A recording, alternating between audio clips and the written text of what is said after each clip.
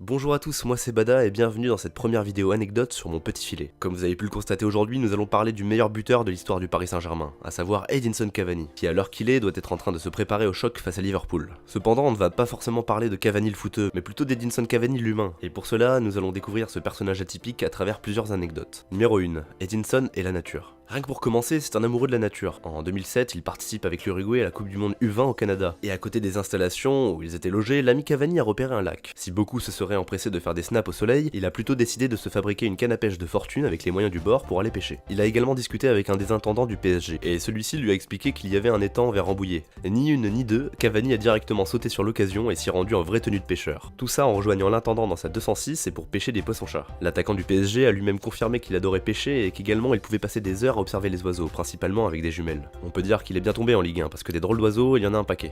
Numéro 2, Edinson et l'autre. Maintenant qu'on a parlé de son amour de la nature, parlons de son amour pour l'aide à autrui. Pendant qu'il était en Italie, à chaque fois qu'il faisait des courses, il croisait un SDF qui se faisait un peu d'argent en aidant les gens à transporter leurs courses. Petit à petit, il s'est pris d'affection pour lui et l'a invité à déjeuner chez lui. Ils se sont par la suite liés d'amitié et l'attaquant uruguayen lui a même offert un poste de majordome chez lui. Pour continuer dans cette lancée dans sa ville natale de Salto, en Uruguay, il donne de son temps à une coopérative qui vient en aide aux plus démunis. Pour ça, il participe à la confection des plats, il dort sur place dans des habitations de fortune et il permet à la coopérative de récolter des fonds. Cela montre bien l'esprit solidaire du monsieur, et ceci va être appuyé par une autre anecdote. Numéro 3, Edinson et Hugo Boss. Il y a quelques temps, Edinson Cavani avait fait un shooting photo avec Hugo Boss, partenaire du PSG. À la fin de celui-ci, ayant repéré un costume qui lui plaisait, il a demandé au photographe la référence du costume. Le photographe lui a alors répondu qu'il pouvait directement le prendre, le responsable de la marque l'a également approuvé, mais Cavani a refusé car de ses propres mots, vu l'argent qu'il gagne, il n'a pas besoin qu'on lui fasse un tel cadeau. La référence en main, il est tout simplement parti acheter 2 fois le même modèle dans une boutique Hugo Boss. Numéro 4, anecdote en pagaille. Juste pour finir, voilà quelques histoires à droite à gauche. Le lendemain de la remontada contre le Barça, avant l'entraînement, il a tout simplement écrit le mot humilité dans les vestiaires à l'aide de straps.